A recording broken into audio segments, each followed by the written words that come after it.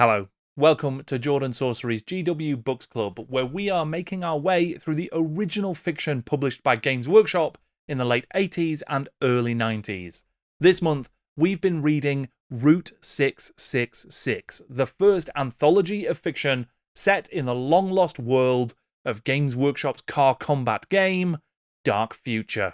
Dark Future presents a nightmare vision of the United States in an alternate 1995. One where pollution, nuclear war, cyberpunk corporate capitalism, and good old-fashioned Mad Max-style road warriors have turned the middle of America into a gang-ruled, dangerous dust bowl known only as the No-Go Zone. This collection of 9 short stories includes some that were written by absolute legends of the GW Books era, including Kim Newman writing as Jack Yeovil and Brian Stableford writing as Brian Craig.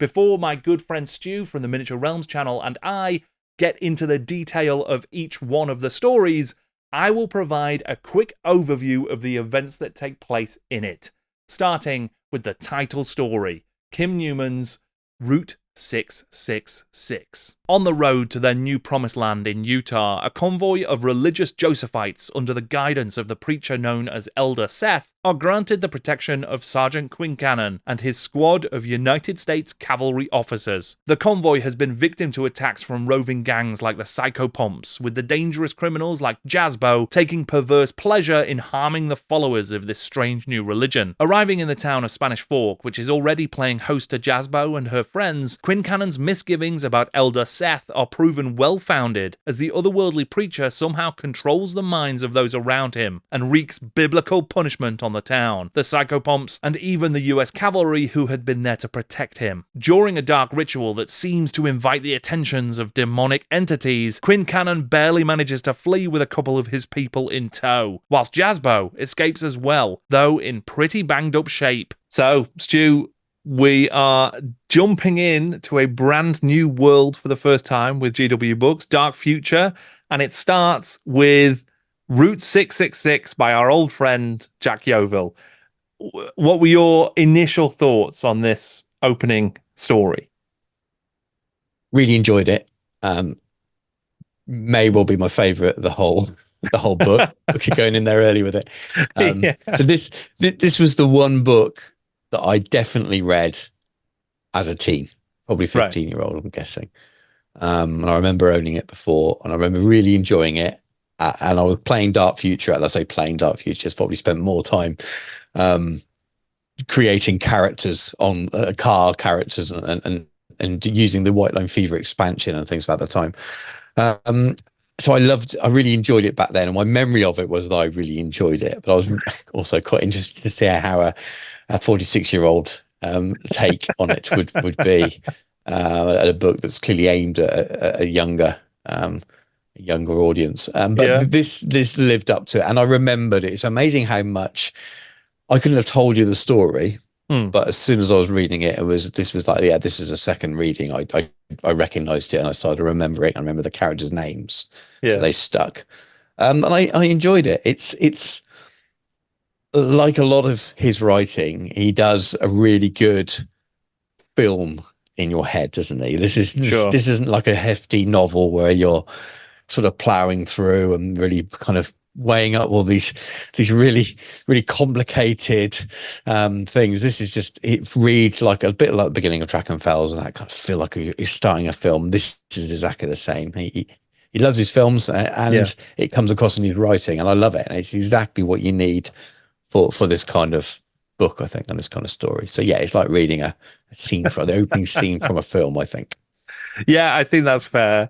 And I think because we know that Kim Newman as Jack Yeovil, he does love his films, and he loves sort of bringing pop culture in to the stories he's writing, even though it's completely reconstituted as something very, very different in the Warhammer stories. Here, it feels like Kim Newman and others have sort of really leaned into those filmic inspirations, right? And you do get a real amount. I mean, the Dark Future world is just very 80s action movie, right? It's Yeah, Mad absolutely. Max, it's Escape from New York, and all of these other things. There's bits of RoboCop and all sorts of stuff that we'll Yeah, explore politics, later on. Yeah, pop, cyberpunk real stuff for pop culture. sure. I think mentioned Oliver North at one point, Sure, yeah, and that's like, yeah. wow, There's all sorts of stuff. that's pretty niche if you're old enough to still remember what that, selling arms to Iran, that's in the Sure, 80s. That's what yeah. that's going in.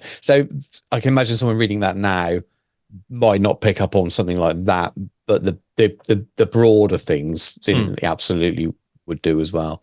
Yeah, yeah, and not just because of that, but with that, there is a real energy to this story. And Mm. although there's actually quite a lot of, I don't know if it's quite exposition, but there's a lot of history here as well. So we get one of our characters, Sergeant Quincannon, is explaining how the United States ended up in this sort of dystopian nightmare future that it's found itself in. And he's kind Yeah, of running through some of the key events. So JFK was discovered having an affair with Marilyn Monroe before he went to the polls against Nixon and then lost because Jackie had yeah. left him. So you kind of like, that's just one of these different points in alternate history that's created this world. But all of that history is kind of delivered in a very accessible, fun Hmm. way. It didn't feel like it slowed things down or dragged things down. It just kind of feels like, yeah, we're here now. We're in this new world that we've not been in before, and Yeah. we're getting a feel for it. So I think it was great that this was the first story here because the Yeah, world build is really strong. absolutely. I was just going to say that it felt like it almost needed to do that to this is the world. And it's like Mm. you recognize this world. Yep. You've seen Mad Max. You'll recognize this world, but you know that they're all slightly different, and there's a reason why the world's different to what it is now. And this is the story of that in these few little sort of short throwaway lines here and there. You'll Yeah. recognize the names, but this different turn of events happened, and this is how we got here. And he does it perfectly, and yeah, it sets up the rest of the book. So all Yes. the other stories seem like they exist within that, whether they would have in the individual authors' minds at the time of writing, probably not, to be honest with you. But it works, and I think it Mm. helps the other stories out.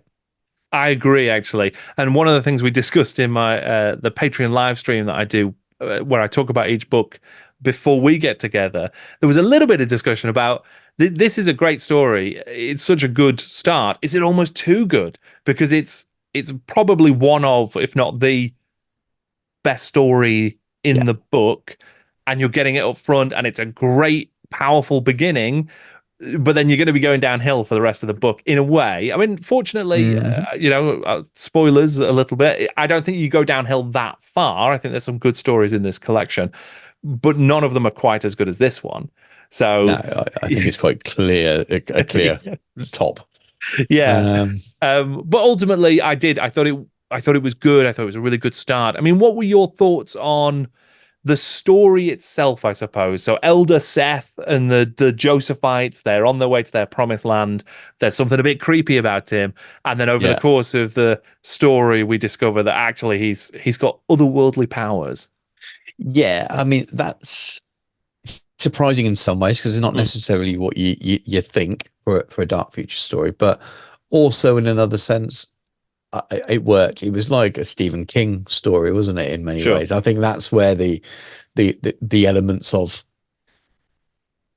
a movie and it crossed over into a King novel. And I know a lot of Stephen King's novels have become films as well, but it did feel like a King novel at the end a little bit as well. Whereas, Mm, and the way Stephen King, if you read a lot of Stephen King, I have done in the past, all of these supernatural things exist very much in a recognizable real world, and sometimes when they're really really strange, that real world still exists alongside it as well. mm, And it feels that's, I don't know if it was deliberate, but it feels like a little bit of a nod to that here as well. So then maybe not everyone knows about what's going on with those demons or whatever was going on at the end there, because we don't really know, do we? sure. Yeah. But we hopefully we'll find out later on, because I think that we return to some of those characters, don't we? We do, yeah. We are definitely books. going to. Which I thought, again, I thought that was a really good way to start the collection. You get this major event, I assume is a major event in a few different characters' lives, and then the rest of the collection doesn't touch on anything that happened there. We just get lots of other samplings of the kind of adventures and events that take place in this world.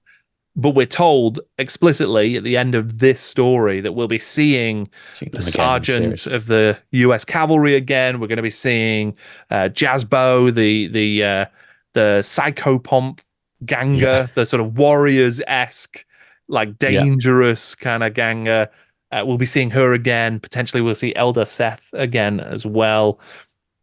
So it creates this big world and these big events, and then says, right, we're here now. You're going to be coming back to these, but take a moment to sort of get some other sort of stories here too. Yeah, but he's set up the whole Dark Future series, hasn't it? Really, which is in a really good way. So I agree. Strong start all around, I think. It is a strong start. Well, one thing that did surprise me, and you mentioned it there, was the sort of this appearance of demonic entities, or the sort of potential demonic entities, whether or not it was some sort of technology, whether it was hallucinations or drugs or whatever it could have been.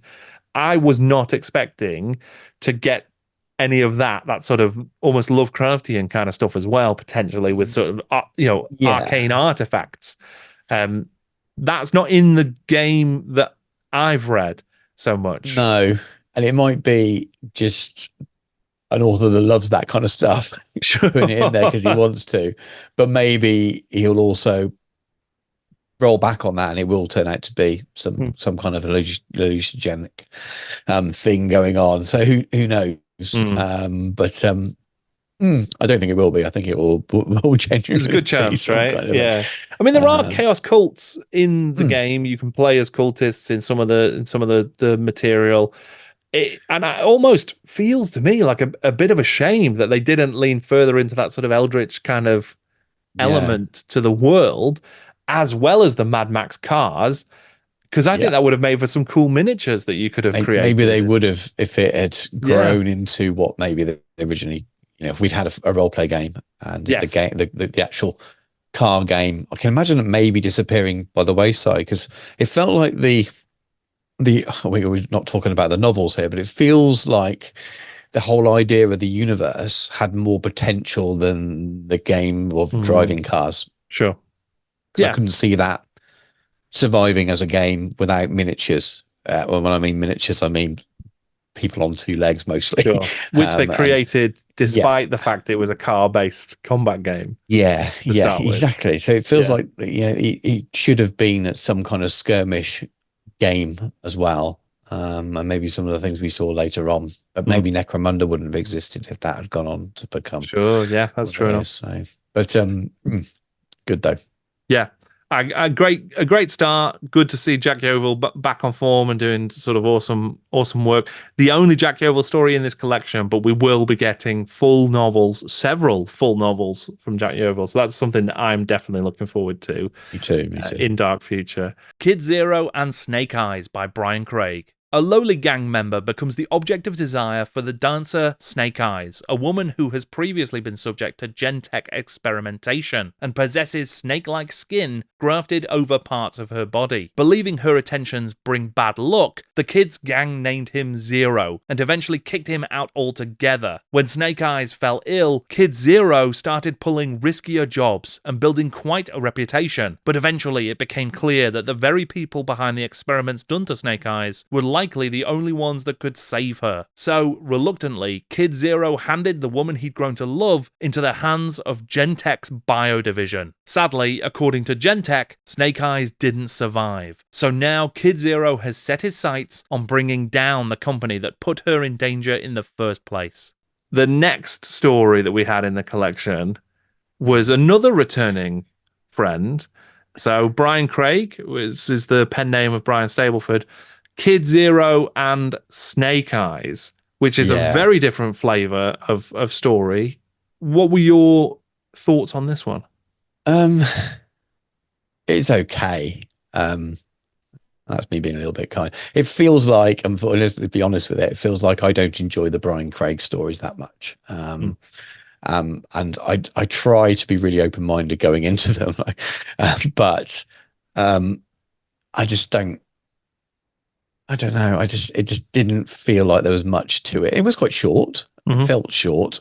It was one of those, and I don't think it's the worst story in the book either, by the way. But I don't know. I just really struggled with it. It felt like a decent enough start. But I don't know. It just didn't go anywhere for me, and it just felt like it was a little filler story, which is probably what it is when you've got 9 stories in a book. It's probably designed to be just that. It feels like a story you'd read in a magazine rather than I think that's part fair. of a. And if I'd read it in a magazine, maybe my view of it would have been different. So maybe that's the way I should look at it. It was just they've put more stories in this, and the book is slightly longer, isn't it? It's getting up to the 280 mark page wise, whereas the others are a little bit shorter, weren't they? The edition I read was pretty consistent. I think I had about 250, but the first edition's got slightly larger pages. I don't know if that changes things. I had this is the only one I don't have, so it's a digital edition. And that had 284 pages. Right. Okay. So, but yeah, this is a short one, and I think it's an interesting point about whether it could have been better suited for a magazine or White Dwarf or something. I enjoyed this well enough. I think I've really come around on Brian Craig's writing, actually, from a rocky start for me in GW books. I now find there's something interesting. It's certainly not my favorite, but there is an approach to the stories that I kind of get something from, because even this story has a certain amount of the sort of the artifice of storytelling. So we know in the Warhammer books for GW books, it's Orfeo who's telling stories, and there's this framing device where you've got a minstrel who's sort of telling the tale that you're then reading. That's not what happens here. But we do get this story told from a sort of framing device. There's an omniscient narrator who is kind of saying, right, here is what happened to Kid Zero and Snake Eyes. I'm going to tell you the story. And, you're getting this third person narrative. In some ways, I think that's really interesting. And we'll see versions of that later in this very collection that work a bit better, I think. It's fine. I just didn't feel like it had an awful lot of substance to it. So I didn't go away thinking, wow, that was brilliant. It felt, like I said, if it was in a magazine, I'd have read it and not thought, it's not offended me at all, but it doesn't excite me at all either. But in terms of an overall selection of stories, I suppose, building a narrative to this world, then it adds to it there. It's not out of place at all. Yeah, because I think this is quite slight in terms of characterization. So we never really know much about Kid Zero as a character beyond his actions. We never really know that much about Snake Eyes as a character either, really.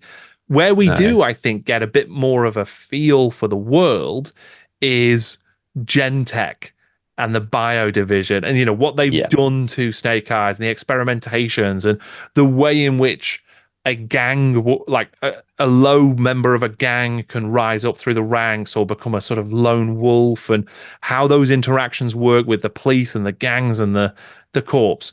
You get some of that, and I think that helps build the world further. It's a slightly different angle on the world to what we've seen in Route 666, because that took place out in the wildlands, if you like, the no-goes. This one takes place in a sort of city space. So you kind of get the cyberpunky kind of backdrop for this one. Definitely more cyberpunk than Mad Max, which was the first one. Yes. I'm not gonna wax lyrical about it, but it wasn't out of place, and it did enough of a job to. Again, you probably could have, aside from magazine, maybe it would have been a story in a rule book. You've got little side stories, kind of, especially in these kind of rule books. You often have many short stories in them as well, and it would have fitted there or a story in a role playing book rather than okay. It just feels like it's from that kind of writing rather than a But it story was from a novel's solid point of enough, view. I think. I enjoyed it enough. It helped me understand the world a little bit more. Are you excited to hear, and you may know already, but are you excited to hear that we're going to see Kid Zero again in the future? No, I didn't know we are. Well, that'll be interesting. Yeah. So maybe this is a bit of a setup for a longer, larger story, which would be good. Yeah. And there's another character later on that we're also, I know for sure, going to see again. So if you don't want me to reveal the secrets, then... No, I don't mind. No, okay, well, then I will tell you later on when we come across that That's not a spoiler for me as such. I can deal with that. Good stuff.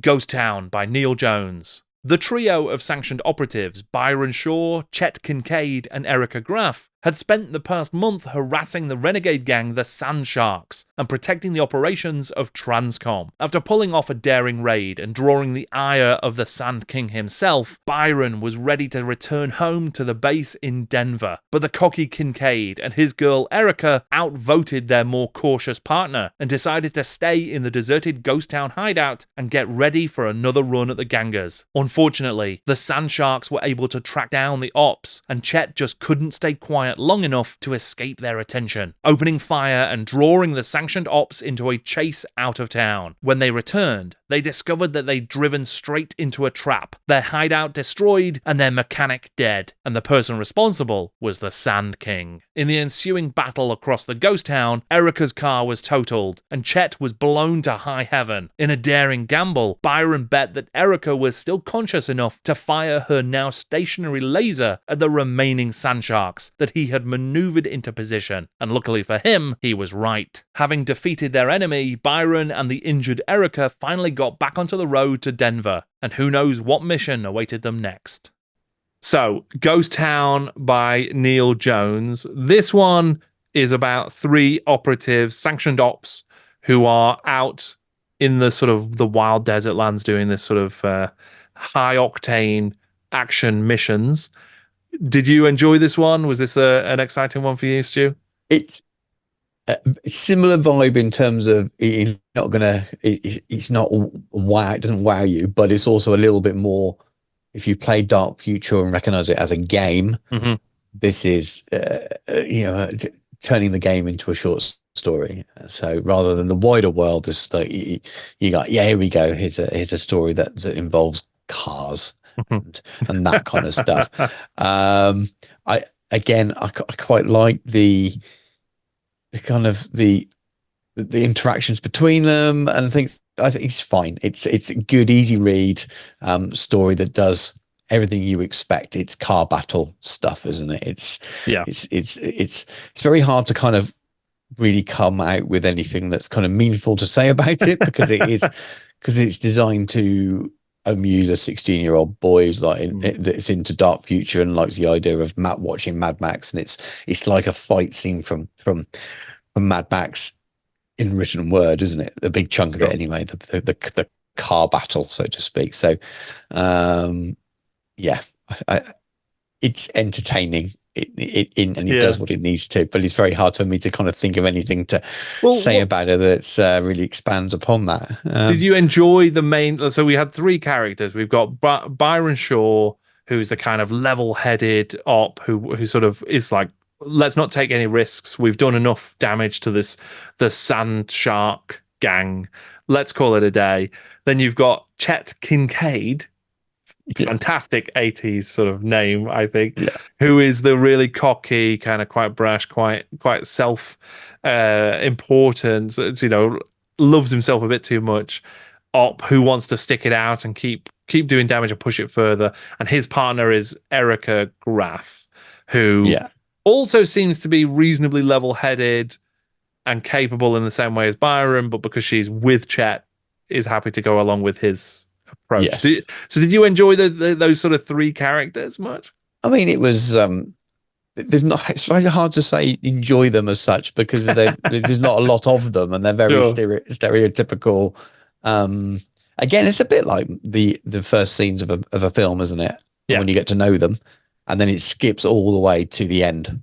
Sure. For the final scene, And that's what it feels like, really. Maybe you would have had something to build up, and it does it fine. As I said, it's the actual kind of car battle as such. I expect that's quite hard to write in a way that's interesting to read and that you can picture. And it does it okay.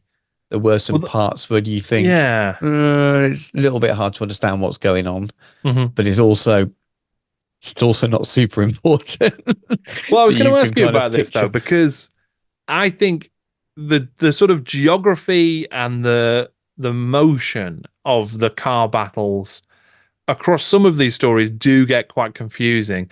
This, I think, was one of the better ones in terms of where is the car, what is it in relation to, how is it going to deal with the other car and take advantage of stuff. I don't think it was amazing at that, but I think it was solid enough at kind of dragging me along with the action scenes. Yeah, but I can imagine it's really, really hard. Unless you've got to be good at your cinematic writing. I think you've got to be able to almost Kim Newman it kind of thing. You've got to be able to kind of picture what this scene would look like in a film and then get that into text in order to keep your reader in the moment with it. Because as soon as you move away from that, it just gets a little bit confusing. And if you've got your drivers doing too much in a long scene, so to speak, then it can get a little bit kind of what's going on here. But it was fine. It was very kind of, there was no surprises at all, and I wouldn't expect there to be in it, but there was no surprises in the way things were done. It was all kind of set up and very, very telegraphed, I suppose, but it's fine. It was fine. It felt like the book probably needed that kind of story. Sure. If you a 15-year-old me would have really enjoyed the first story because it was good, but when we got to this stage, I'm thinking, where's my sanctioned ops, where's my interceptors, where's my renegades, and it kind of delivers that to the in a way that the target market would have been looking for, I assume. That's the way I imagine I'd have enjoyed it at the time. I think that's a really good point as well, like you said before, about this is the one that is the game. So this one really is just, okay, what would a scenario look like? Okay, it's at a ghost town and it's going to be a load of renegades versus 3 interceptors, and we're going to play it out in this fashion. So it's just the writing of a particular game, like a battle report almost. And I do wonder whether, I don't know anything about the author, but I do wonder if that was a kind of, this is my brief. I've read the game rules, maybe played the game, who knows, but I've read the game rules. Okay, well, I'm going to do a novelization of what a game might be like. It's a bit, maybe it's the Dark Fuchsia short story version of the Battle of Skull Pass or whatever you got with fantasy back in the day. So, and I think he does that fine. And I imagine that was the brief. So you can't really criticize it. I think I'm right in saying much more. Neil Jones wrote one of the stories in Red Thirst, the Spells Below, I think, which was the one with the apprentice who's trying to get back to the wizard's tower, which has been quarantined, and turns out she's had a charm spell on her.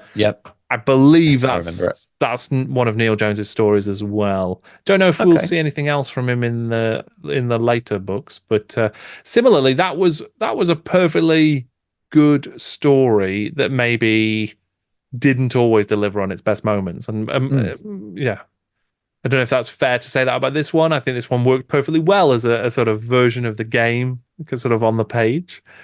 Yes, it does, but I suppose we always end up comparing to the best ones in the book, and there's just something. This is a lot more straightforward. It is.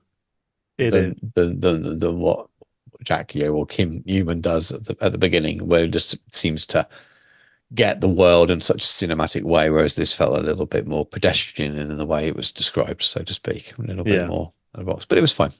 Yeah, I'd agree with that. Job. Dual Control by Miles Burnham. The sheriff of Pleasant County, Jesse McKeith, discovered the injured George Crane on the run in the desert. After patching and locking him up, McKeith encountered a band of horse-riding fops with affected British accents, claiming to be on a manhunt on behalf of the Duke of Bedminster. After refusing to give up Crane, the Duke himself stepped up, slapped the sheriff with his glove, and challenged him to a duel. Or else the town of New Carthage would become victim to the Duke's men when they took Crane back by force. With no alternative, McKeith accepted the duel and chose the weapon, cars. In a high-octane showdown, McKeith managed to best the Duke in his Rolls-Royce, only to discover that the man he had killed was instead a lieutenant. The Duke arrived on the scene via helicopter, intent on a duel by gunshot, even managing to injure the sheriff. But McKeith was able to make use of his long-standing protections for the county. He'd laid mines in the road, and luckily, the helicopter landed right on one. He fired it off, destroyed the helicopter, and killed the Duke, returning successfully to the town of New Carthage. So, Dual Control by Miles Burnham. This one is an interesting one, I think. And it's the first of 2 stories by Miles Burnham in this collection. What was your read on this sort of unusual duel that we saw? I thought it was good fun. I think that it seems like there's a deliberate attempt to, well, we've got some real freedom in the design space here, in the writing space here. So someone else is doing a basic car battle. I'm going to do something different. So what am I going to do? Well, I'm going to bring a fox hunt to the desert. There's just that then, really, isn't it? It's sort of really leaning heavily into British stereotypes, even though they weren't all British, potentially putting on accents, etc. But I think that was all good fun. I think the car battle at the end probably suffered a little bit in terms of it understanding what was going on when at what point. It probably wasn't quite as well written as the previous one, as the way we mentioned, the understanding what's going on. But I don't think, because of the rest of it was, the rest of the story was probably the bit that you remember more. The characters are a little bit stronger, mainly because they're probably so much bigger in terms of their stereotype rather than anything to do with the writing as such. Extremely caricature. Felt like it could be a comic almost. Yes. So it felt like reading a graphic novel. But again, it was good fun, and as part of a series of 9 in a book, then good.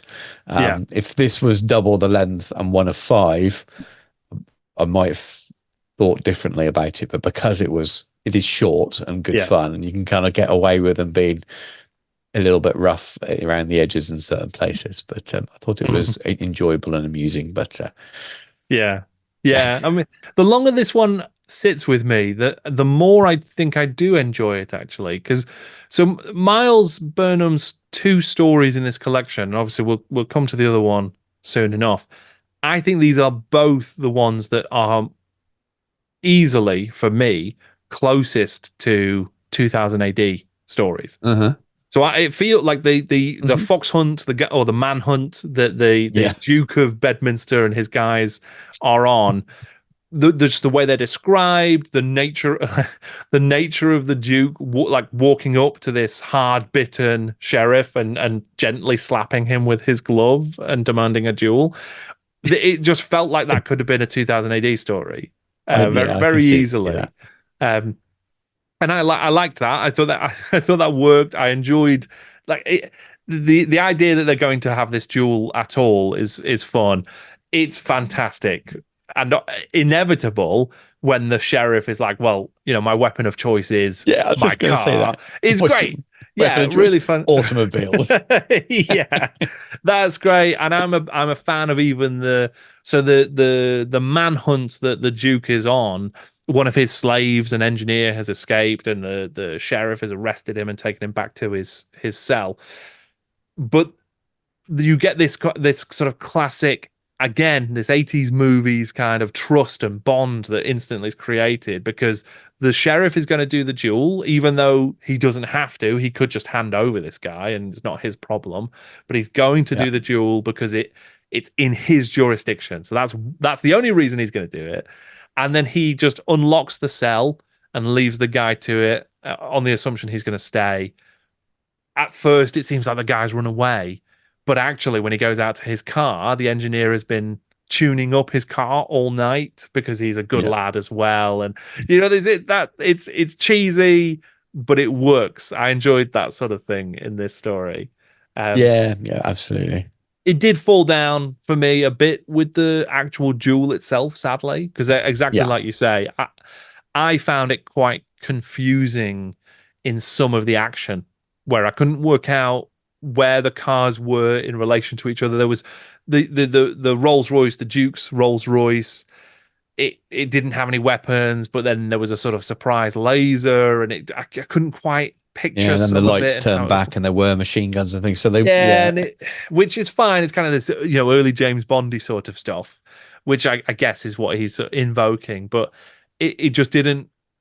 I couldn't visualize it very clearly, so I didn't enjoy the duel itself that much. And then obviously there's a fake out where it's his lieutenant was in the car, and then the sort of Chekhov's mines that we'd seen the sheriff planting at the start of the story ultimately are what saved the day, and he uses it to blow up the helicopter and the Duke. That's all fine. It's quite predictable, but it works. So overall, I enjoyed it. I enjoyed this one.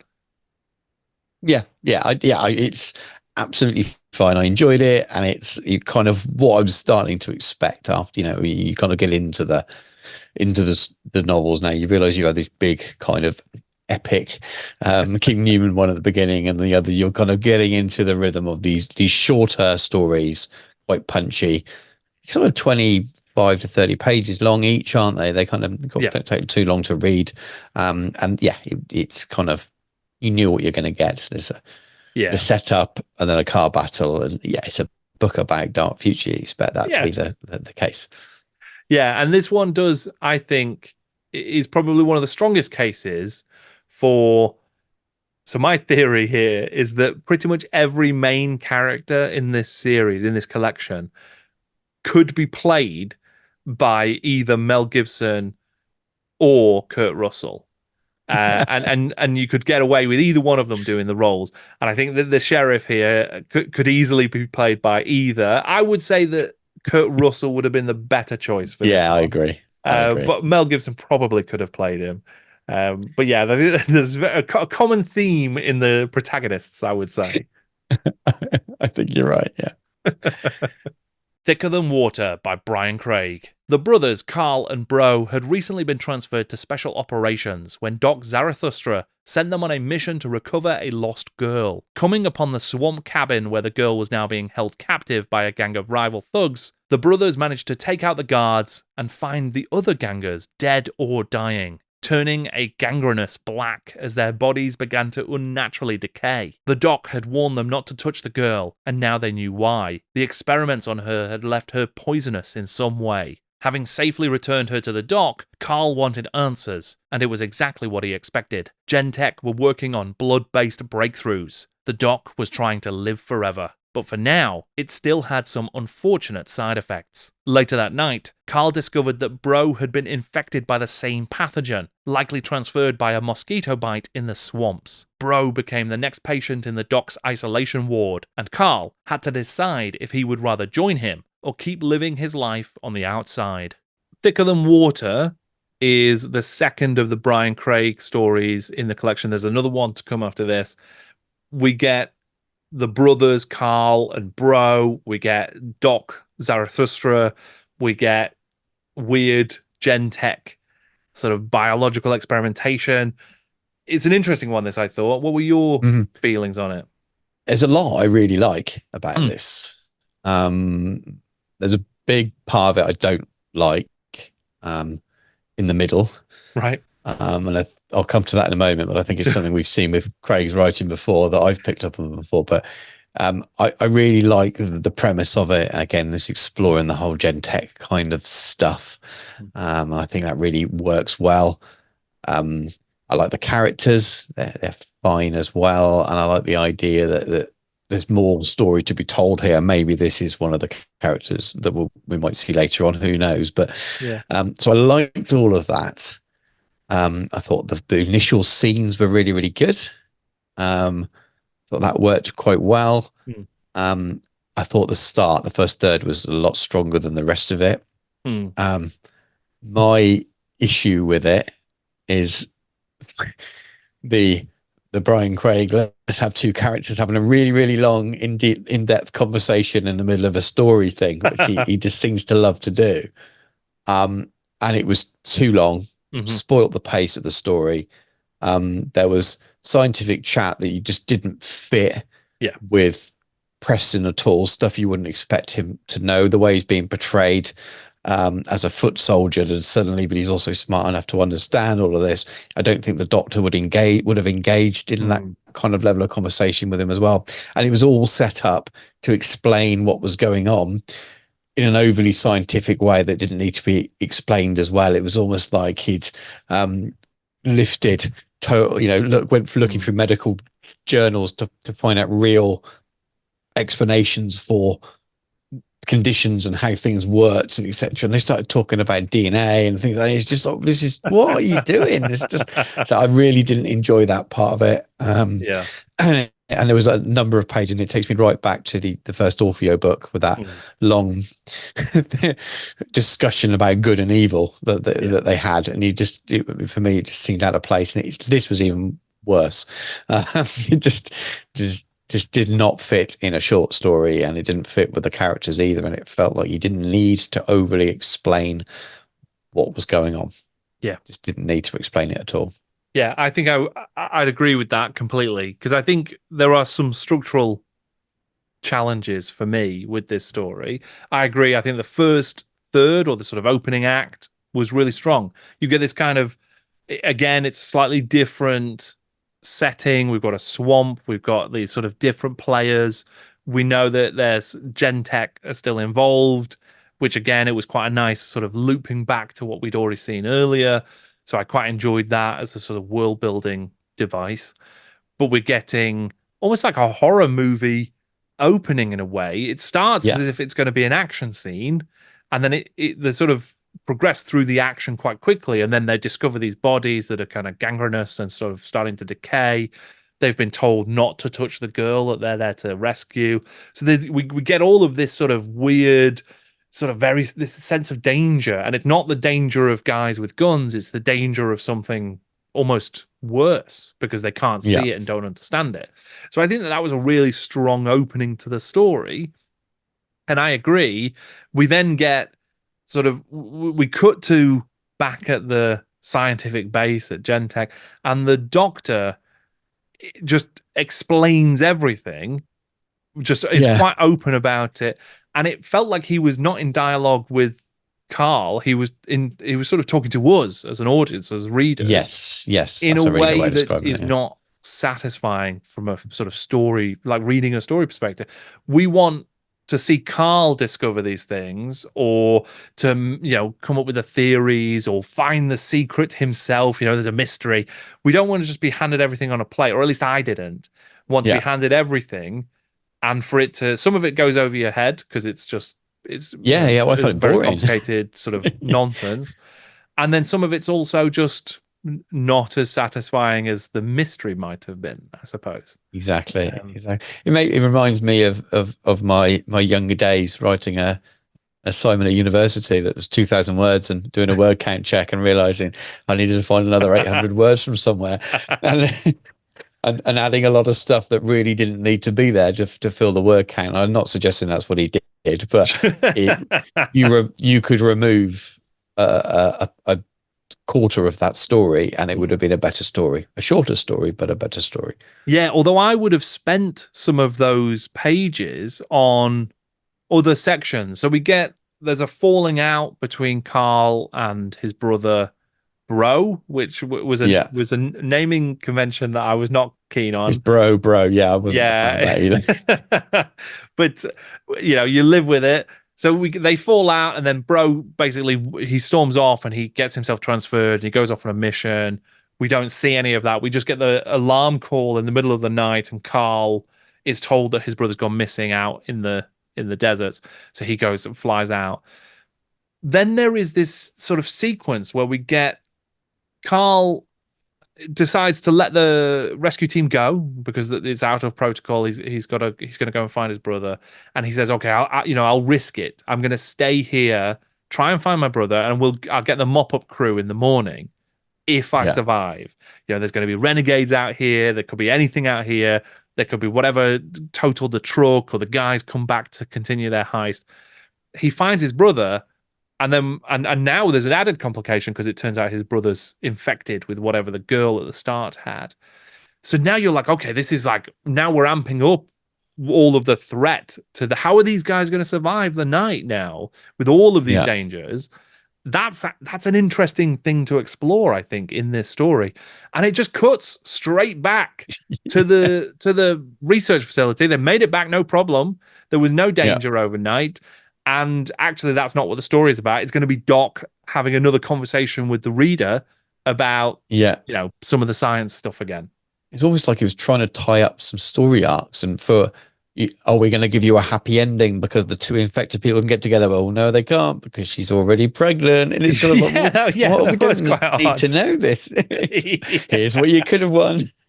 Yeah, that was quite strange. Yeah, and the Doc Zarathustra we will see him again, I believe. So he's definitely a character. So yeah, there probably is stuff here that's more about establishing the nature of this guy and what he's into, what he's researching, what Gentek's biodiv are all about. Because we saw that with Snake Eyes in the earlier story with Kid Zero. So presumably the same doctor was involved with whatever he's been up to. Yes. Who knows though? Who knows? Yeah, Brian Craig's writing it. It's going to surprise you. It's going to go to different places. But yeah, there was... Orphea might turn up. Who knows? It went in a slightly odd direction. I quite liked the mosquito that was introduced at the very start being the thing that had infected Bro. Yes, I think that's a cool idea. Very cool. And the again, something that the story probably should have spent those pages exploring is, are we in trouble now? Is this something that's going to spread? Because this is normally where this would have been the opening 15 minutes of a film, a 2-hour film about a pandemic or something like that. But it's or a zombie apocalypse type of film and how it started. But he didn't lean into that at all. Again, it was almost like a footnote, wasn't it? Yeah, not interested in that at all. Yeah. So ultimately, I don't think it delivered on those opening scenes. There were some cool ideas. I think, I'd be happy to see more of the characters, I suppose. There's nothing I like the characters, and I like the idea, the premise behind the story, but it's just where the story focused at a couple of points and large points was just very odd place to take it, which again just ruined the pacing and took you out of what was the bit that was right, I think. But fortunately, or unfortunately, maybe not the worst story in the collection. I don't think though. No, it wasn't. Maverick's Son by Neil McIntosh. Joe Gold is a hardened op working for the failing corp Blue Star and its slick boss Ed D'Souza. On the hunt for a rogue religious leader, Gold teams up with the daughter of a former mechanic he used to work with by the name of Tasha McRae. When the Tithe men come to the McRae garage on a protection racket, Gold takes one of them out and dons their gear to gain access to the fortress of the religious zealot Luther Vandenberg, the man that Gold has been sent to kill. In the base of his enemy,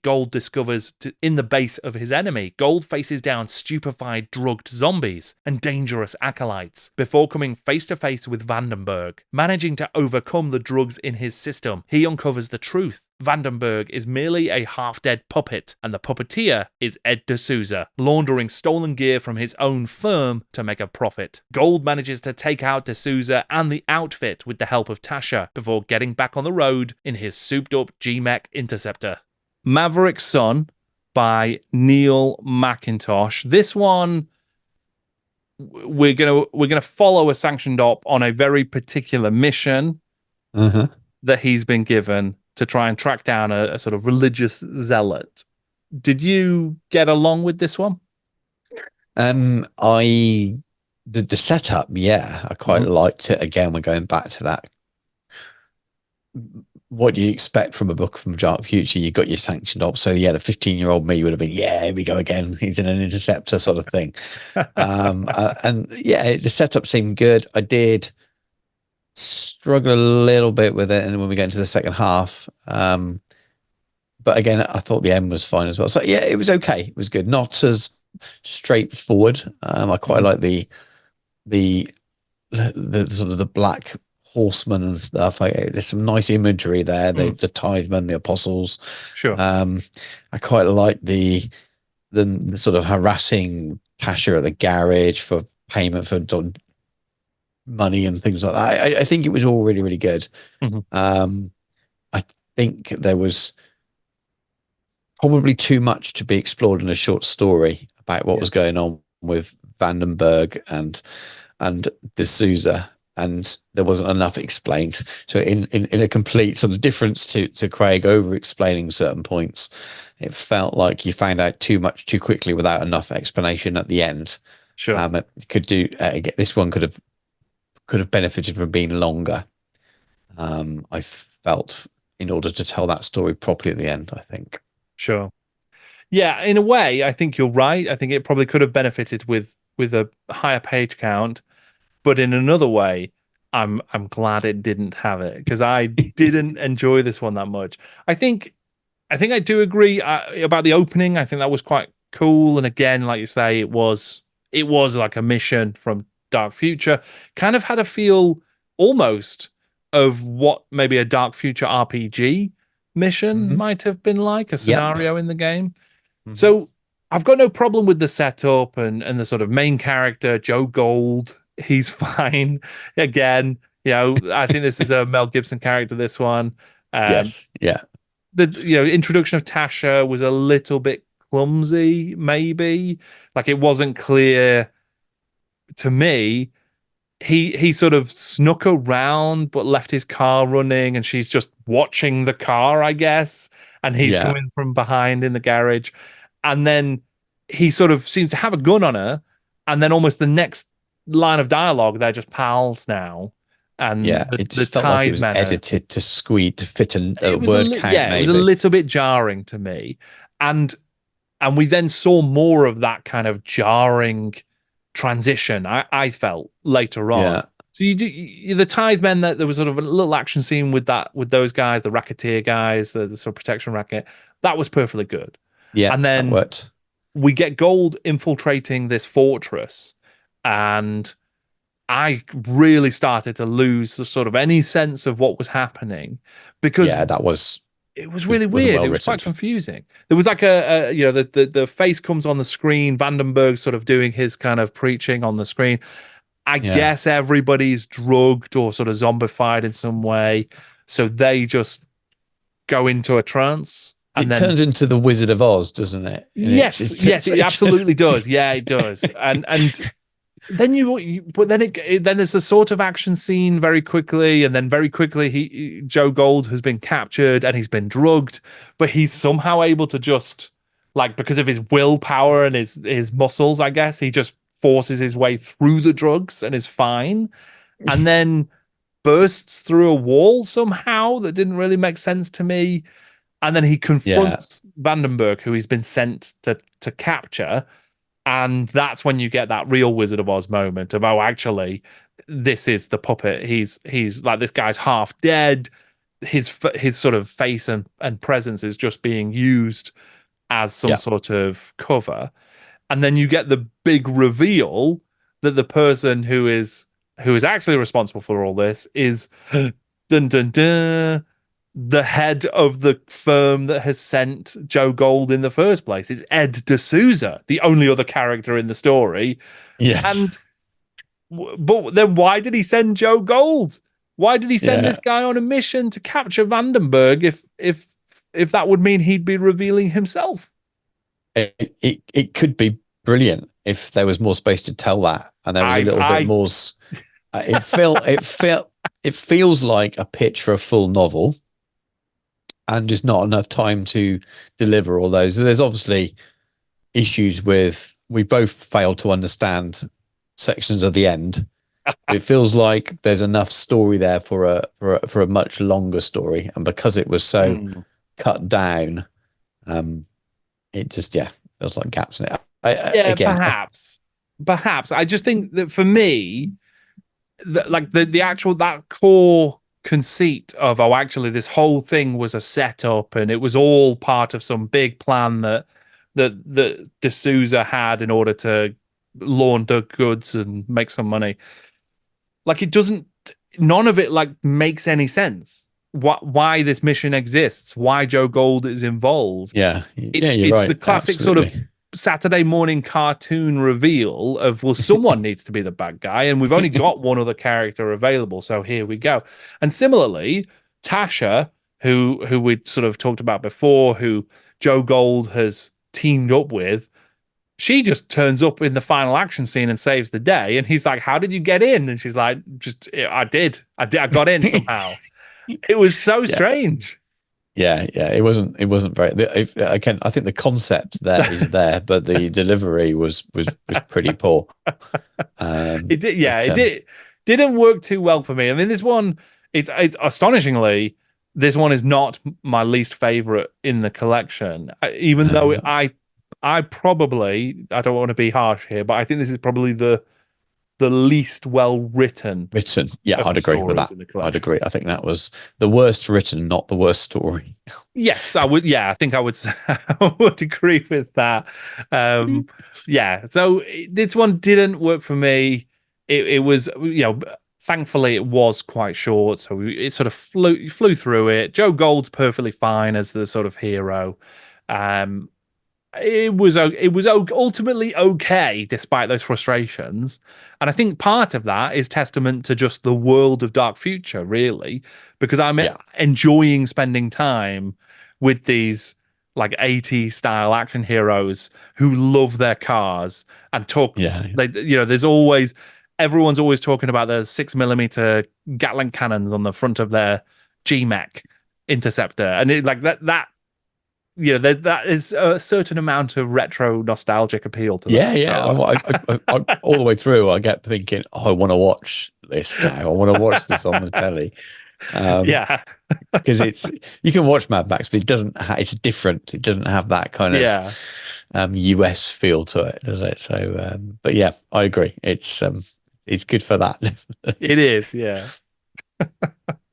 4-Minute Warning by Miles Burnham. A TV evangelical couple, Bob and Dolly, feature on a live show unlike any before it, when 3 renegades take the studio hostage and expose the sinful life these so-called good Christians have been living, and what exactly they spent all that donation money on. Of course, Steve Yanoy, Cateno Pereira, and Shimon Eitan aren't just doing it out of the goodness of their hearts. No, they are selling the live broadcast of the hostage situation to news stations around the world and pocketing millions of credits in liquidated assets from Bob and Dolly's so-called divine purpose mission. After getting the audience on side by refunding their recent donations and showing proof of the various crimes and misdemeanors of the TV hosts, the trio put the fate of Reverend Bob Jackson to a public vote. Only after the public overwhelmingly votes for execution and an old lady from the audience agrees to deliver it, do they remind folks that to kill just isn't Christian, and then they make off with their stolen goods. So, 4-Minute Warning, this is the second story by Miles Burnham. This one, very different sort of setup and type of story, I think. So we get a couple of TV evangelicals are taken hostage by some renegades, and then there's kind of a big sort of reveal that actually the renegades may be doing the right thing and the TV evangelicals have not been. Did you enjoy this one? I did. Yeah? We've talked a little bit off air about this one when you're listening, and I've learned that maybe you don't. I quite like this one. I found this entertaining. It's different. It's the most different in its approach because it's not based around any cars or something like that. It almost feels like it could be a scene from, I don't know, I'm trying to think of a particular Arnie film or something like that. Running Man or something like that. Sure. It just feels like it's got that bit of a weird vibe to it, and I just thought it was quite enjoyable. I quite enjoyed the way it was done as a bit of a change of pace.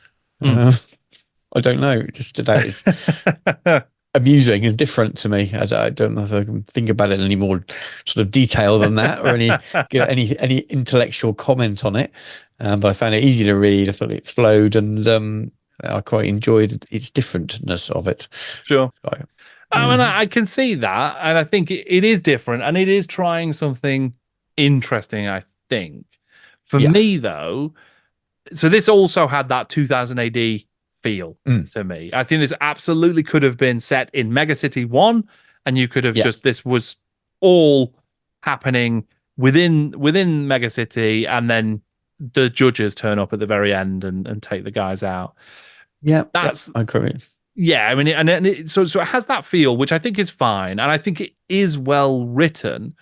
But I didn't get the same feeling from this for the Dark Future world that I've had from the other stories in the collection. It felt like a slight mismatch to me, because the America that's presented here it feels more functional. It feels more like it is still working, and it doesn't have the sort of dystopian cyberpunk Mad Max vibe of the other stories. Do you think that's because we're entirely within a PZ zone and a police zone for this, whereas most of the other stories we spend the majority of time well outside those areas? Sure. I think that's part of it, and I think you could explain some of it away. I can believe, like in Megacity 1, there would still be TV evangelicals, there would still be people who watch those and donate to those. But then there are other sort of little details in here that just make it feel a little bit not Dark Future-y to my sort of limited understanding of Dark Future at the moment. So you get things like the international marketplace for selling the news and transferring money, and sort of some of these details about these systems that still exist that feel certainly quite modern in a way. They don't feel like they'd operate in quite the same way in Dark Future, I think. And then you also get just a sort of, I don't know, a general sense of more of a sort of satirical TV kind of thing, which does exist in Dark Future. And a lot of the sort of lore in the main rulebook is delivered through news sort of segments. But there's, I don't know, I'm not really explaining it very well, but it just feels too advanced and too sort of cohesive a world compared to some of what we've seen elsewhere in the Dark Future stuff. And like some of the politics and some of the satire, it's very there is a lot of politics and satire. Yeah, absolutely. Is it?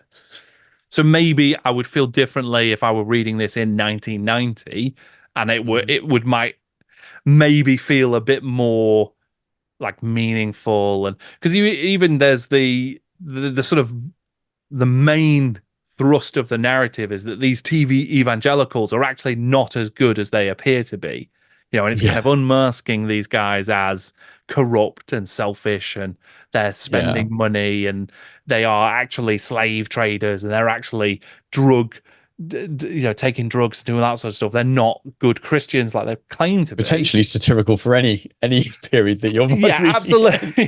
Very, very much so. But that's the whole thing about this story. They spend ages going through all of the evidence, and there's like, and then they did this thing, and here's more video proof of this, and here's what else we found, and here's more stuff. And I felt like I understood the point quite quickly. It wasn't a surprise that these TV evangelicals who are doing a scam are doing a scam, because that seems pretty commonplace, really. So it didn't have that sort of bite, I guess, to the satire. Okay. Yeah, I probably just bought it more than for me. I just thought it could fit, it could work, and it felt like maybe a look into like the life of people with regular jobs or whatever the middle class version and upwards of the PZ zones is in the Dark Future world, and believe that maybe was believable as such. But some interesting points there. You might be right on. Yeah, and it could just be me. Still, yeah. And I mean, it might have been more interesting if they'd actually been killed at the end. That might have brought it down rather than Yeah, I mean that kind that of being. is a little bit toothless, isn't it? That I feel like in Yeah. 2000 AD, maybe they wouldn't have, or maybe they would have, but it because it also reminded me a little bit of, and I may be pulling here this reference, it may be too specific, but there is, I think, an episode of Batman the Animated Series where the Joker takes over a TV station and he kind of, I Okay. think maybe it's either Commissioner Gordon or Batman himself that he puts to a public vote of, am I going to reveal the Batman's identity or something like that? And it had that kind of feel again here. And I don't know if that's just the nature of this kind of sort of, you know, stuff, this kind of story, but it didn't. I don't know. It didn't. It didn't feel satisfying to me. It didn't feel like a neat, interesting story with a nice, satisfying conclusion, I suppose. Yeah. Yeah. That makes sense. That makes sense. So yeah, I think unfortunately this is probably my least favorite story in the collection.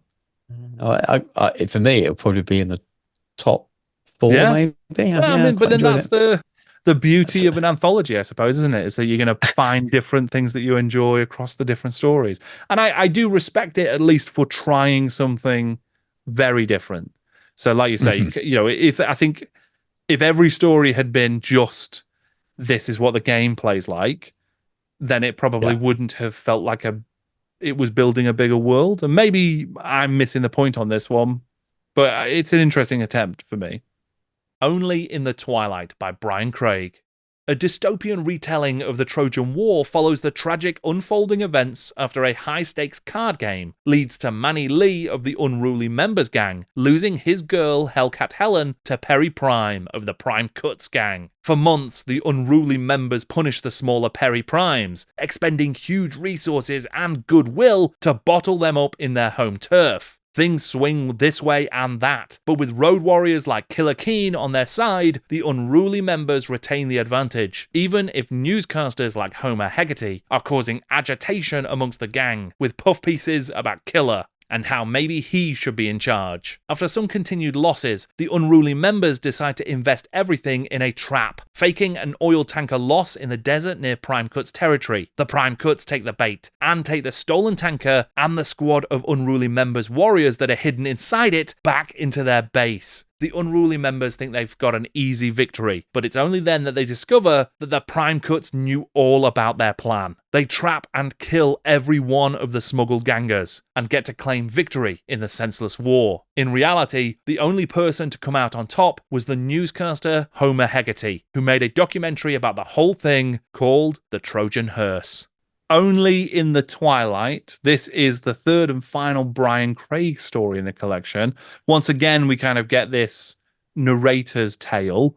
In this case, we are seeing essentially a retelling of the Trojan War as played out by two gangs in the Dark Future universe. Did you enjoy this one as much as the other Brian Craigs or the other stories in the collection? I didn't enjoy it at all, really. Okay. This is my least favorite, Right. comfortably. So the biggest problem, the headline problem I have with it is I don't think it's a story. I Right. think it's lore. I think Right. it's the kind of, if you were writing a game about those biker gangs, this would be the lore section of the book that told you everything that happened, because it just switches between characters. The characters aren't interacting at all, apart from that initial scene with the poker game. He did his thing where he goes off and won a little bit less than this one, but he did explain how to play poker while telling the story. And it's not needed. It doesn't matter whether you can play poker or not. You don't need to over explain that. But I was still with the story at that point. But then after that, from that point on, it was like, well, it became just, just like law in a rule book. It was a very, very sort of macro look at events. Talked about it like a history. Beyond someone telling the tale, it's not even got the character breakdown of an Orfeo telling someone a tale and then they did this and that. It's very impersonal. It was almost like a news report of or an article written about a gang war. And yes, he did that, but I think the context of that writing was out of place in a novel. I think Yeah. if it was in the rule book, if it was in a supplement for Dark Future, I would have read it and accepted it. But as a piece of writing, as a story, I just didn't think it was a story. Yeah. It was fiction, but it wasn't a story. Yeah. I think that's completely fair. And I also disagree in a way. Because I mean, I personally did enjoy this one, but I think someone in the live stream talked about this as it's almost like it's a wiki entry for it's like summarizing what Yeah, happened in a story. And I think that's yeah. totally fair. I do think That is there's not a just me, though. no, no, and you're right that it doesn't have character so much as it has sort of the just the playing pieces being moved around by the storyteller, if you like. I didn't mind that because it was trying to create this sort of it's an epic history. It's trying to do the Trojan War, so it's like the histories of ancient times. There isn't really as much in-depth character building and sort of world building. It's just all of these major events happening and all of these major pieces being moved around the board in order to get from to cover a year's worth of warfare in 10 pages or 20 pages or whatever it was. So you kind of get this Yeah, broad stuff happening. Now, I think the opening sequence with the poker was really good. I enjoyed that a lot. And then it transitioned into this sort of history. And we get the introduction of, I think he's actually quoted at the start of the story, but we get the introduction of Homer Hegarty, the yeah, newscaster. And he plays a role in sort of amping up some of the friction within one of the gangs because he's just picked out one of the fighters who's quite good, but he's bolstering his ego and causing problems and then getting in the sort of succession wars as a result. I think this story could have been a lot better. I enjoyed it, but I think it could have been a lot better if he'd leaned into this idea of the reporter telling the mm. story. So if Yeah, we'd actually yeah. I got think that Homer could have been a bit better. Hegarty's version of events, that could have been super interesting, I think. So, and I shouldn't be doing like this alternate history of the story. What if? I just think that could have been really strong because there's some really I cool don't stuff in here. disagree. I don't Yeah, disagree because it needed a connection with a character yeah. to take it away a little bit from that wiki entry. And I don't know who made that comment, but yeah, absolutely, even better way of describing it than I said in terms of the lore inside of Yeah, your book. yeah, It almost reads like that's his story synopsis for a novel sure. Oh yeah, that like it's that 5 he's minute written down. pitch. That's Yeah, his, well, more than his pitch is his outline for sure. Yeah. the whole story arc, meaning that when he writes it, then all the characters will fit in there, and then there'll be dialogue and all the other things you expect from a story. Hmm. And that's why I maintain that it wasn't a story. It was a history. It was fiction. It was a Yeah. narrative, but it wasn't a story as such. And maybe that's the biggest problem for me, is that I was expecting a story, Yeah, and I think that's especially when it's totally a fair. short. And there's certainly a lot of like, we've seen it earlier on with some of the Brian Craig stuff where it, obviously he's a very knowledgeable man and author. There's a certain amount of having fun, but there's also a certain amount of showing off maybe and being like, Mhm. look at these names, how I've reconstituted all of the characters Yeah, from the Iliad into their dark future equivalents, and some of them are quite clever and some of them are quite good fun. I'm sure there are many that I missed because it seemed to be there's quite a lot of it. Part of me wonders if this entire story came from the fact that he had the sort of quite clever pun, the Trojan hearse. yeah, He'd come up with that, and he was like, "How can I reverse engineer an entire story to get to that line at the end?" yeah, yeah. Um, Maybe, but I think you're right about the he enjoys indulging his knowledge and writing a little bit. Yeah, I think so. feels And I he's think, got the freedom to, yeah, within the briefs, within these working for David Pringle and Games Workshop books, he's just gets away with doing what he wants to do, really, by the same things. Yeah, I mean, it's a fun idea, but I mean, how many 15-year-old boys, let's just be honest, in the 90s read the Iliad? I wonder how many didn't. I can't even remember, but I wonder if I even finished reading this story or read it and was like, okay. Because you can try and be too clever, can't you? And I oh, certainly, for sure. wonder whether that was one of those. Yeah. And again, as an idea for a full story, it could have been brilliant. It's just the tale and the of the war was fine. Yeah. It just wasn't very interesting to read because of the way it was told. You can be as clever as you want with the exposition of it, but as I said, it feels like an outline that would work quite well. And again, if it was lore within a rule book, I could believe it. And if I was interested in one of those gangs, I'd read it because that's the lore for the gang I want to portray in a game. But in terms of it being in something that was interesting to read as a story, I didn't find it was, because it lacked the characters that you normally find in a story. Maybe Brian Craig was dead ahead of his time, and this was his script for a lore tuber. It was going to be a YouTube video telling the lore of the battle between the unruly members and the Prime Cuts. Actually, I did have a question. What did you think? How do you think the Prime Cuts gang knew that the Trojan hearse was a trap?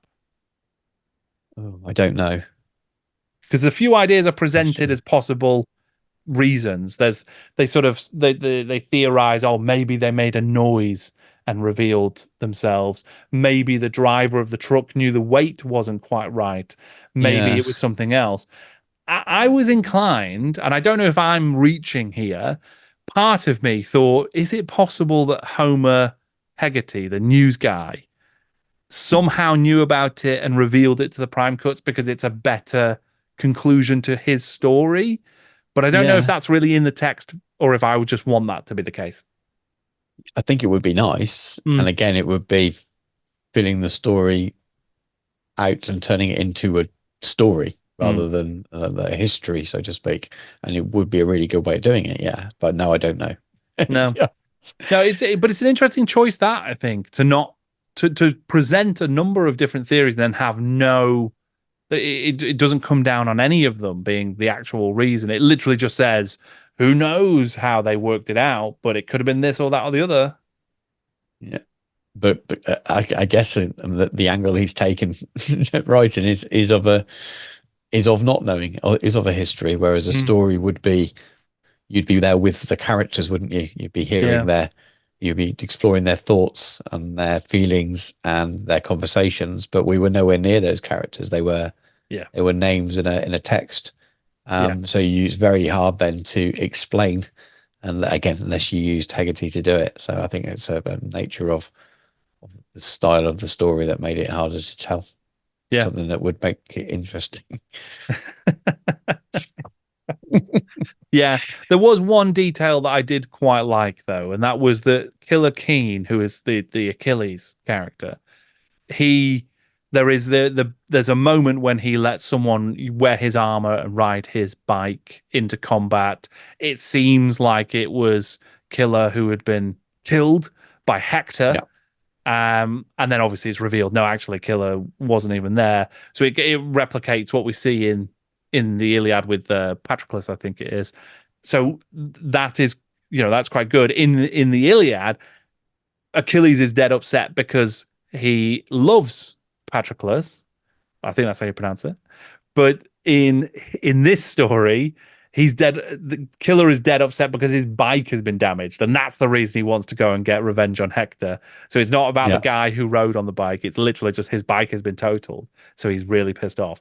And I just quite like that as a very dark, future-y sort of take on that moment. Yeah, I think the more we talk about that, I think this could have been great as a novel, but he turned it into a story though. So took that concept, and delivered it as a story, because it would have been really clever and really fun then. But Yeah, just didn't like the way it was told. I it's fair find enough. it's like I really like lore in games, Mm. but I've got to be in the right mood to read it. Otherwise, I don't take it in, Right. because there's not enough of a connection. And I'm more likely to be engaged with lore through a novel to start with. I find it much easier, and then read around it. And because that was presented in the way it was, it's very easy for me to go into skim read mode as well, Sure. and not because there's not things to constantly draw me in. If it's just facts rather than personality, I find it harder to sort of stay engaged. Yeah.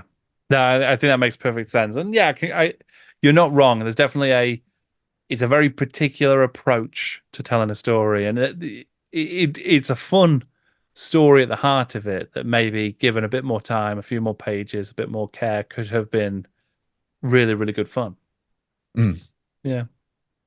Uptown Girl by William King. Sanctioned Op Travis is balding, overweight, and pretty much over the excitement of his job, but he still has the skills to get things done. Riding solo into the no-go zone, Travis is on a mission to recover Debbie Gruber, the spoiled heiress of a megacorp, and her father is paying top dollar to ensure she gets home safe. It doesn't take long for Travis to find the girl, holed up with the Ripper gang, but he's surprised to discover that she is happy to be there, and in a relationship with the gang's leader, the Mask. In any case, Travis grabs Debbie and makes for the safety of the policed zone across the river, but not before losing his car in the territory of rival gang the Skulls, and then facing down the Mask in single combat. Just before making it to the bridge home, Travis is intercepted by fellow sanctioned op, Vorman, a vulture known for stealing the bounties of other ops, even when they are as irritating as Debbie Gruber has proven to be. Relieved of his hard-fought win, Travis is at least happy to make it home in one piece, and it turns out that Debbie has actually done him a favour. Her father has posted him half the fee for his part in the rescue. Unfortunately for Travis, it turns out that she likes him so much that the Grubers have bought the very sanctioned op firm he works for, and tomorrow, Debbie is going to be his new partner.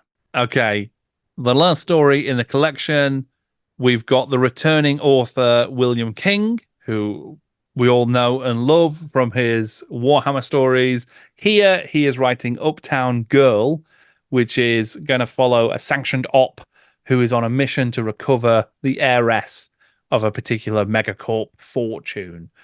Did you get the same thing from this story that you got from, say, William King's finishing story in Ignorant Armies?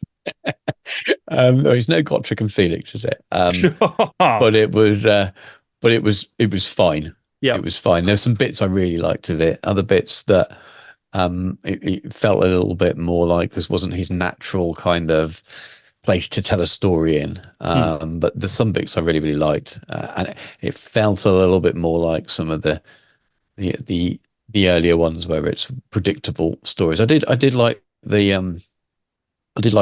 Travis, Jake Travis. I quite liked him as a character. He wasn't perfect. So, or you mentioned all your Kurt Russells and your Mel Gibsons. He's not. He's not that. He's much more of a flawed character, which I kind of like. And as a man with less hair on his head these days, I can get on with the character like that. So I liked his character, and I liked that he was driving around in a Civic rather than an Interceptor because of they would go into a no-go area and things. So there's lots of little bits in. He writes very well for that kind of story. He feels comfortable enough that the pacing is right and the descriptions are right and you get the right feel. So it's an easier read. And it was fine. It wasn't my favorite story in the book, but it's probably in my top 3 or 4. And yeah, I quite liked it. The ending was a little bit quick. I'd like to see that it's dragged out a little bit longer. You do see Vorman's is mentioned quite a few times in it, isn't he? You kind of set up. He's not. That just kind of ends a little bit too quickly, a little bit easy. But it might be the nature of it being a short story. I'd like to see that sort of pushed out a little bit more. But yeah, it's fine. I thought it was quite enjoyable. You? Yeah. It's a bit of sort of almost candy floss, I suppose. To end, there's not an awful lot of substance, but it's sweet, Yeah. I suppose. And I enjoyed it well enough. I thought it was a perfectly good addition to the collection. I think I agree. Travis is a sort of good main character because he is quite different. Also, the nature of the mission being quite different.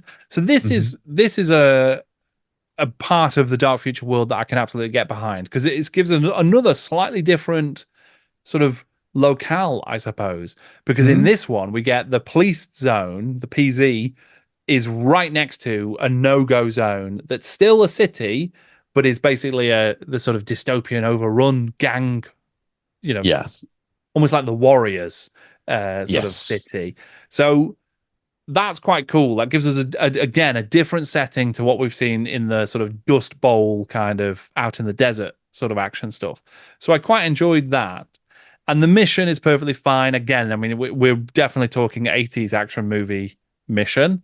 Go and get the girl. And then it turns out the girl actually wants to be with the gang. And I thought there was some fun stuff around her sort of almost bloodlust that she's got. She enjoys the violence, and that's why she wants to be with the gang. And that's what she wants to see. And so, as a sort of running gag, that worked reasonably well, I thought. Yeah, I'd agree. Yeah. I do think you're right that the ending, the sort of final kind of couple of bits happened very quickly. So we get the confrontation with the leader of the Ripper gang, who Debbie is in a relationship with. That comes all of a sudden out of nowhere. The guy's just there, ready to fight, and then they have the fight, and it ends super quick.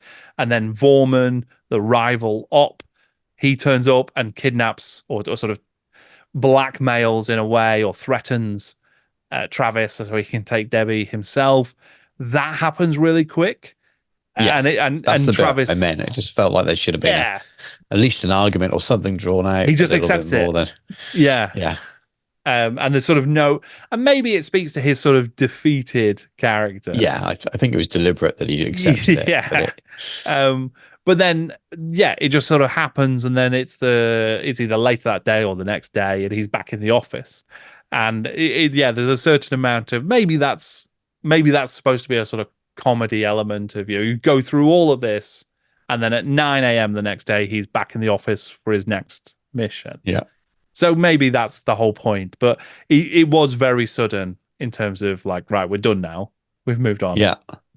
I can imagine a series. It feels like a half an hour cop show kind of type series. I can imagine watching it, and it'll all be set around him, and it'd be quite good. Well, there's definitely the setup there, right? We definitely get the sort of big the ending where Debbie has told her father about Travis, and he's been rewarded, but now Debbie has bought into the firm and is going to be his new partner. It absolutely feels like the end joke of a first episode of a TV show. It's a Magnum PI sort of kind of thing. And then, we're going to have a whole series of Travis and Debbie doing missions, and she's got the bloodlust, and he's trying to, rein her in. Yeah, it could work. It could work. It's not. I think it's not quite as funny as some of what we've seen from Gotrek. I think there's sort of more humor in that. It misses the mark here and there, but I think it was a perfectly fun, light, sort of frivolous take on the dark matter world. Mm-hmm. Yeah, I agree. What was your general feeling overall then with the collection, Stu? Did you enjoy this set of Dark Future stories? Do you enjoy the Dark Future world as we've been presented it here?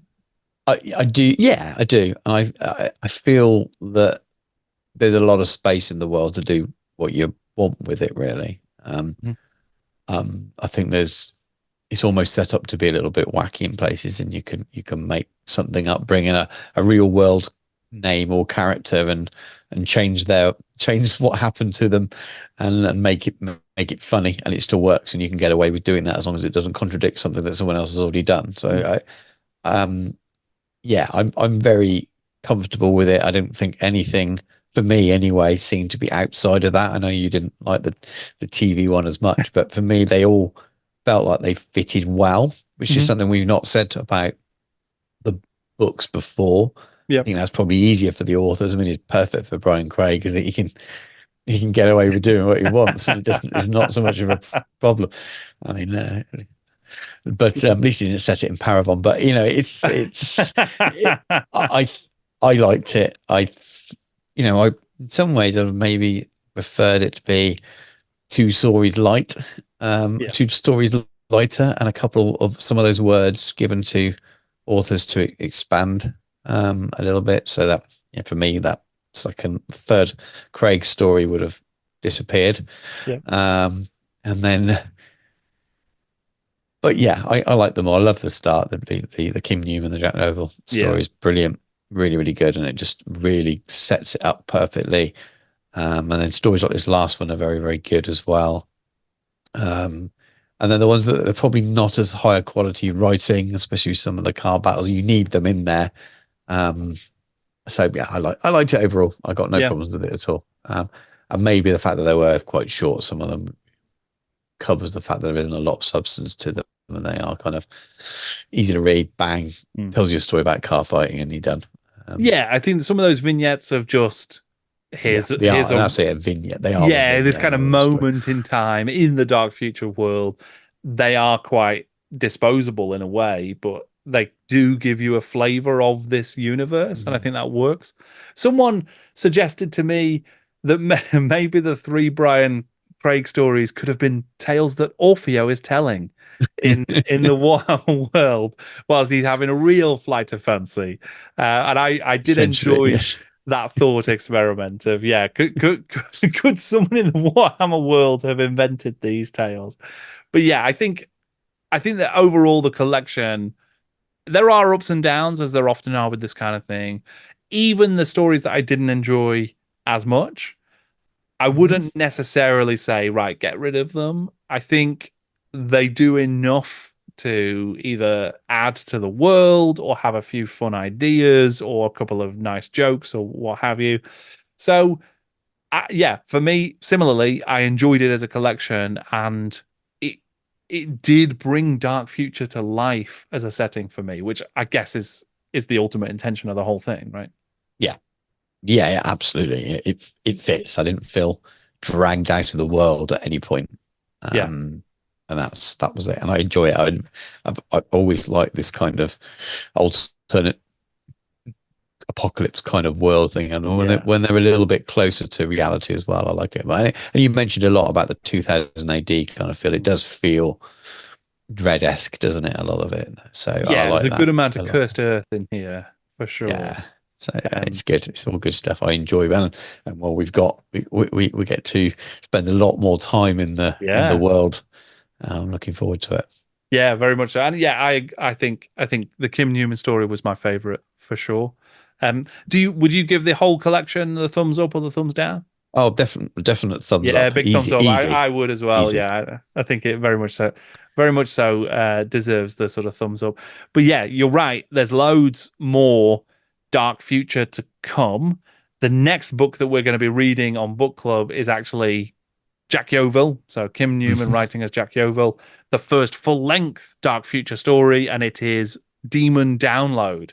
So it's the Demon Download cycle. Yeah, and I think we'll see some of the characters introduced in this collection. We're going to get the broader overarching sort of narrative and mythos that we will get for Dark Future through this story. So a lot to look forward to, I think, in that. Yeah, really. I'm looking forward to a full-length story from him. It's in this setting. It's just kind of I hope it lives up to it now. That's always the danger. But I think that the hopes are high because there's plenty of good stuff in this setting and from what we've seen in Kim Newman's approach to it as well so far. Yeah, so that's going to be our May book club. So anyone who wants to can get reading that if they can get hold of a copy, and we'll be back later in May when we talk about it. And if you want to, you can join the Jordan Sorcery Patreon, and you can come to a live stream discussion of the book as well ahead of the YouTube video. But Stu, where can people find you online? Miniature Realms, pretty much it. The YouTube channel primarily, and then all the main social networks. You can find me at Miniature Realms as well. And it's just me promoting the stuff from YouTube essentially these days. But yeah, Miniature Realms on YouTube. Yep, absolutely, some great stuff on there. And all of your links are going to be in the description below. Mine are down there as well. So if anybody wants to check out any of the Discords or the socials or the Patreons, they can discover all of that in the links down below. But for now, I'm Jordan, and this is Jordan Sorcery. Thank you very much for watching.